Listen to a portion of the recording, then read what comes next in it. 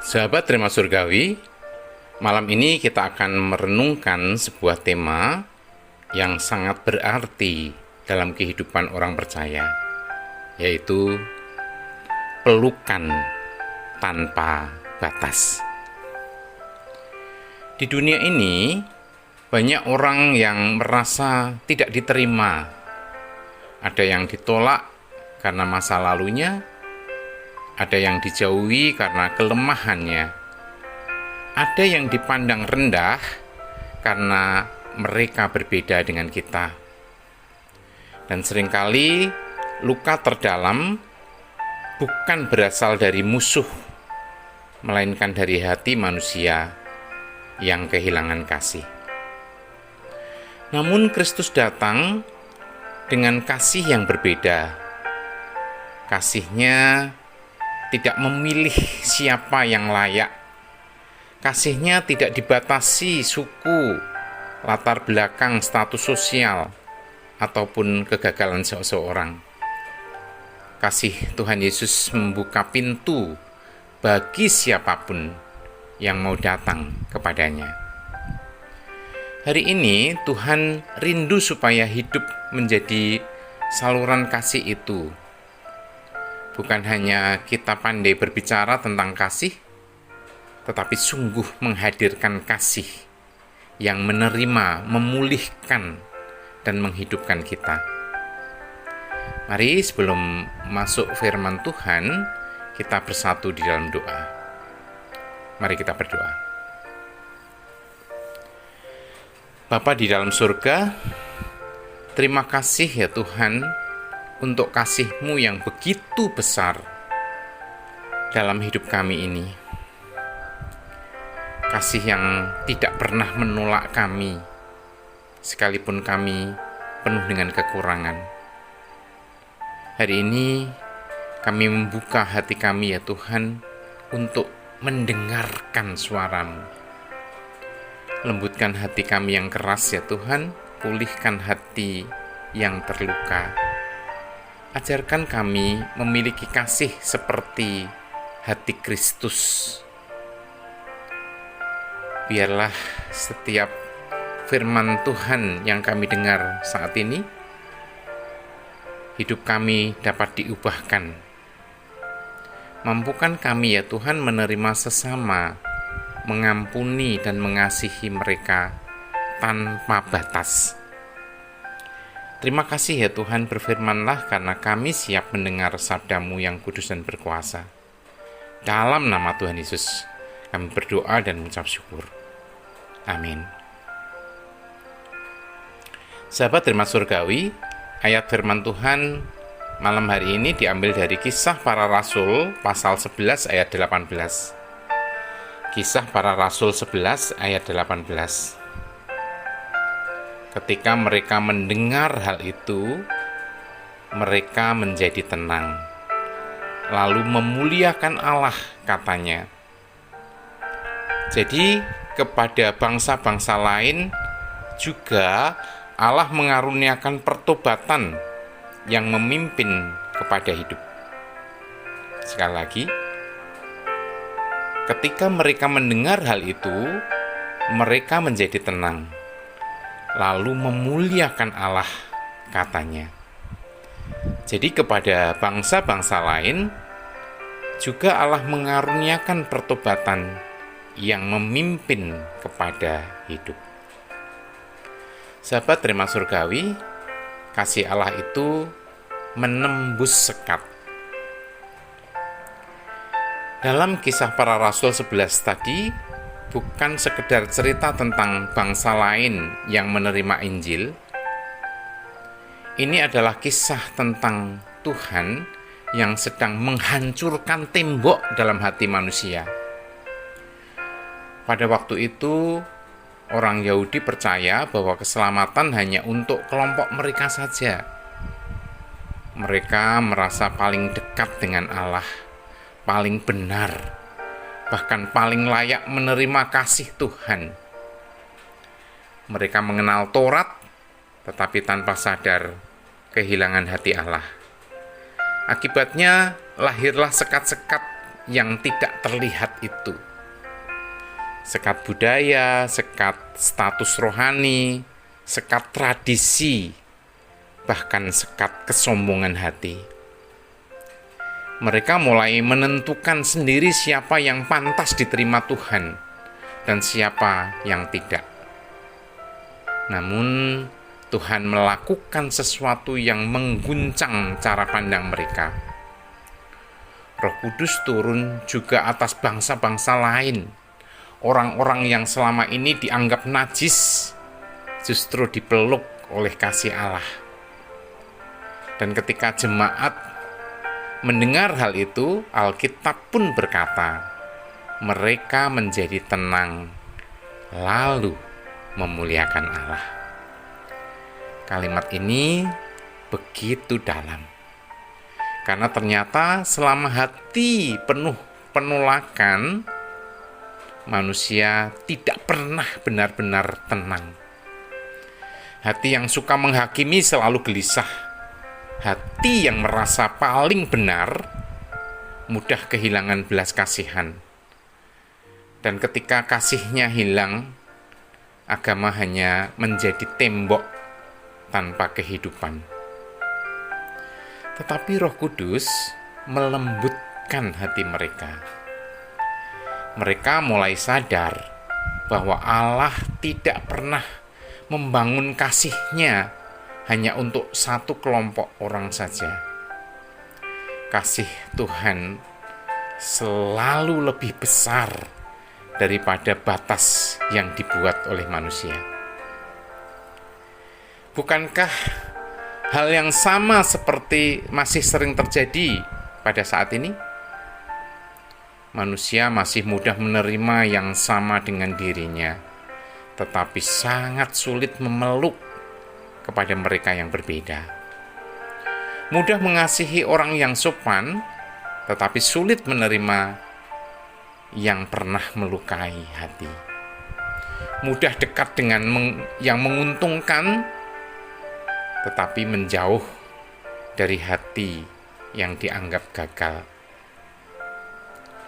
Padahal justru orang-orang yang sering terluka yang paling membutuhkan kasih itu. Ada orang yang terlihat keras, tetapi sebenarnya hatinya penuh penolakan sejak kecil. Ada orang yang mudah marah karena terlalu lama hidup dalam pelukan tanpa pelukan kasih. Ada orang yang dingin dan tertutup karena berkali-kali dikecewakan dan akhirnya takut percaya lagi. Dan ironisnya, kadang mereka tidak dijauhi dunia saja, tetapi juga dijauhi oleh orang percaya. Sementara itu Tuhan Yesus justru datang mendekati orang-orang seperti itu. Tuhan Yesus duduk bersama pemungut cukai yang dibenci masyarakat. Tuhan Yesus menyentuh orang kusta yang dijauhi semua orang. Tuhan Yesus mengampuni perempuan berdosa yang hendak dirajam. Dan Tuhan Yesus menerima mereka yang dianggap tidak layak. Karena kasih Kristus tidak bekerja berdasarkan kelayaan manusia, melainkan berdasarkan belas kasihan Allah. Sahabat terima surgawi, seringkali mujizat terbesar bukanlah kesembuhan tubuh, tetapi ketika seseorang yang selama hidupnya ditolak, akhirnya merasa diterima. Ada jiwa-jiwa yang sebenarnya tidak membutuhkan banyak nasihat. Mereka hanya rindu didengar tanpa dihakimi, dipeluk tanpa dipersalahkan, dan diterima tanpa dipandang hina. Juga satu pelukan kasih yang tulus kadang mampu membuka pintu pemulihan yang sudah lama tertutup. Itulah sebabnya Tuhan memanggil setiap orang percaya menjadi jembatan kasih-Nya. Bukan menjadi hakim yang sibuk menilai, bukan. Tetapi menjadi tangan yang mengangkat yang jatuh. Bukan menjadi tembok penolakan, tetapi menjadi pintu yang membawa orang kembali mengenal kasih Allah. Karena dunia ini sedang penuh dengan orang-orang yang terluka diam-diam. Dan mungkin cara pertama mereka mengenal Tuhan Yesus bukan melalui khotbah yang paling panjang, melainkan melalui kasih yang nyata dari hidup kita. Sahabat Rema Surgawi, inilah kisah kasih yang mengubahkan. Ada sebuah malam musim dingin yang begitu sunyi di kota Montreal, Kanada. Angin berembus tajam menembus lorong-lorong jalan yang dipenuhi salju. Lampu-lampu kota memantulkan cahaya kekuningan di atas hamparan putih yang dingin dan sepi itu. Di tengah malam itu, sebuah biara kecil masih menyala redup. Di tempat sederhana itulah tinggal seorang pria tua bertubuh kecil bernama Brother André Bessette. Ia bukan seorang tokoh yang besar, juga bukan pengkhotbah yang terkenal. Bahkan banyak orang menganggapnya hanyalah penjaga pintu biasa yang lemah dan rapuh. Namun ada sesuatu yang tidak dimiliki banyak orang. Hatinya dipenuhi kasih Kristus. Malam itu pintu biara diketuk perlahan. Ketika pintu dibuka, tampak seorang ibu berdiri dengan tubuh gemetar karena kedinginan. Wajahnya penuh air mata. Di pelukannya ada seorang anak kecil yang tubuhnya panas dan nafasnya tersengal-sengal lemah. Dengan suara yang hampir patah, wanita itu berkata, "Brother André, dokter sudah menyerah. Saya tidak tahu harus pergi kemana lagi." Ruangan kecil itu mendadak terasa begitu sunyi. Hanya suara angin musim dingin yang terdengar dari sela jendela kayu tua itu. Brother André memandang anak kecil itu lama. Tatapannya bukan tatapan iba biasa, tetapi tatapan kasih yang seolah sedang memeluk luka terdalamnya. Ia tidak bertanya siapa mereka. Ia juga tidak bertanya apakah mereka kaya atau miskin. Ia tidak menilai masa lalu mereka.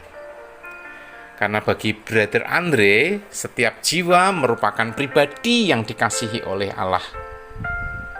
Dengan langkah perlahan, ia mendekat. Tangannya yang kasar karena pekerjaan sehari-hari disentuhkan lembut ke kepala anak kecil itu. Sang ibu mulai menangis semakin keras. Ia sudah terlalu lelah berharap, terlalu lama hidup dalam ketakutan kehilangan anaknya. Lalu Brother André menutup matanya. Tidak ada doa panjang, tidak ada suara gemelegar, dan tidak ada pertunjukan rohani. Ia hanya berbisik pelan, "Tuhan Yesus, peluklah anak ini dengan kasih-Mu." Kalimat itu sederhana, memenuhi ruangan kecil itu dengan hadirat yang penuh keteduhan itu. Beberapa menit berlalu, anak kecil yang sejak tadi gelisah mulai tenang. Nafasnya yang berat perlahan teratur. Tubuhnya yang panas mulai menurun.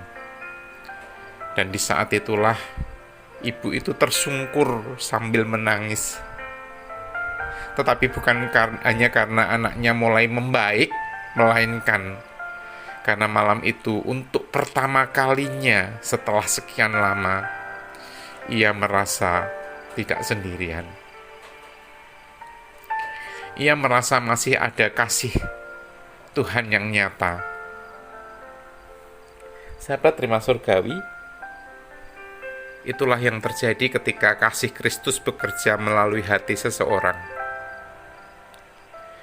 Kisah Para Rasul 11 ayat 18 tadi berkata, jadi kepada bangsa-bangsa lain juga Allah mengaruniakan pertobatan yang memimpin kepada hidup. Firman ini menunjukkan bahwa kasih Allah tidak pernah dibatasi manusia. Kasih Tuhan selalu membuka pintu bagi siapapun yang mau datang kepadanya. Dan seringkali mujizat terbesar bukan hanya kesembuhan tubuh, tetapi ketika seseorang yang hampir hancur akhirnya merasa diterima kembali. Dunia hari ini penuh dengan orang yang terlihat kuat di luar, namun diam-diam sedang terluka di dalamnya. Ada yang tersenyum tetapi hatinya kesepian. Ada yang terlihat marah, padahal sebenarnya haus akan kasih sayang. Ada yang menjauh karena terlalu sering ditolak. Dan seringkali satu pelukan kasih yang tulus mampu menghidupkan kembali harapan yang hampir mati. Karena itu sahabat terima surgawi, jangan pernah meremehkan kasih yang sederhana itu. Satu perhatian kecil, satu doa yang tulus, satu hati yang mau menerima, semua itu bisa menjadi jalan bagi seseorang untuk melihat wajah Kristus. Sebab kasih yang berasal dari Tuhan selalu membawa kehidupan. Sahabat terima surgawi, kasih itu menenangkan hati. Dalam Kisah Para Rasul 11 ayat 18 dikatakan, mereka menjadi tenang. Kalimat itu sangat dalam. Mengapa? Karena sebelumnya mereka tidak tenang. Karena hati yang menolak selalu melahirkan kegelisahan. Saat seseorang dipenuhi dengan prasangka, hidupnya tidak lagi ada damai. Saat hati penuh dengan kebencian, jiwanya lelah. Saat seseorang terus menghakimi, pikirannya menjadi gelap. Tetapi ketika kasih Allah masuk, hati mulai tenang. Kasih itu memiliki kuasa meneduhkan. Ada keluarga yang hancur bukan karena kekurangan uang, tetapi karena kehilangan kasih. Ada hubungan yang rusak bukan karena tidak saling mengenal, tetapi karena tidak saling menerima. Ada gereja yang dingin bukan karena kurang kegiatan, tetapi karena kehilangan hati Kristus. Kasih Kristus itu selalu membawa damai. Bukan berarti semua masalah langsung hilang, tetapi kasih membuat hati mampu bertahan di tengah badai. Kadang seseorang hanya perlu didengar tanpa dihakimi. Kadang seseorang hanya perlu diterima tanpa dipermalukan. Dan disitulah kasih Kristus bekerja. Ketika seseorang merasa diterima, pengharapan pun mulai hidup kembali. Ketika seseorang diperlakukan dengan kasih, lukanya perlahan dipulihkan. Itulah sebabnya iblis sangat suka menanamkan kebencian, iri hati, dan penolakan di dalam kehidupan seseorang. Karena iblis tahu begitu kasih hilang, manusia mulai saling melukai. Namun hari ini Tuhan mau memulihkan hati kita. Tuhan mau mencabut akar kepahitan itu. Tuhan mau melembutkan hati yang dingin. Dan Tuhan mau memenuhi hidup dengan kasih surgawi. Sahabat terima surgawi, kita dipanggil menjadi saluran kasih. Kasih bukan hanya sesuatu yang kita dengar saja. Kasih harus menjadi gaya hidup. Tuhan Yesus berkata bahwa dunia akan mengenal murid-muridnya melalui kasih. Bukan pertama-tama melalui kepandaian, bukan melalui jabatan rohani, bukan melalui penampilan luarnya, tetapi melalui kasih. Namun pertanyaannya, apakah orang merasakan kasih Kristus ketika dekat dengan kita? Apakah keluarga merasakan damai Tuhan melalui perkataan kita? Apakah orang yang terluka menemukan penghiburan saat berbicara dengan kita? Atau justru orang semakin terluka karena sikap hidup kita? Kadang tanpa sadar, perkataan kecil kita bisa melukai sangat dalam seseorang. Nada bicara kita yang kasar bisa menghancurkan hati seseorang. Dan sikap mengabaikan bisa membuat orang merasa tidak berharga lagi. Karena itu, malam ini Tuhan mengajar kita untuk memiliki hati yang lembut. Belajar mendengar, belajar memahami, belajar mengampuni, dan belajar menerima. Karena kasih sejati memang tidak selalu mudah. Mengasihi orang yang baik itu mudah, tetapi mengasihi orang yang pernah melukai membutuhkan hati Kristus. Namun, justru disitulah kasih Tuhan dinyatakan. Ketika tetap memilih mengampuni, ketika tetap memilih mendoakan, ketika tetap memilih menjadi berkat, kasih seperti itulah yang mengubahkan dunia. Sahabat terima surgawi, malam ini mari kita belajar melakukan beberapa hal. Mungkin sederhana, tetapi itu harus kita lakukan dalam kehidupan kita dari hari ke hari. Yang pertama, mulailah menerima orang lain tanpa cepat menghakimi. Tidak semua orang bertumbuh dalam perjalanan hidup yang sama. Ada yang sedang berjuang diam-diam. Kedua, jadilah pendengar yang setia. Kadang orang tidak membutuhkan solusi cepat.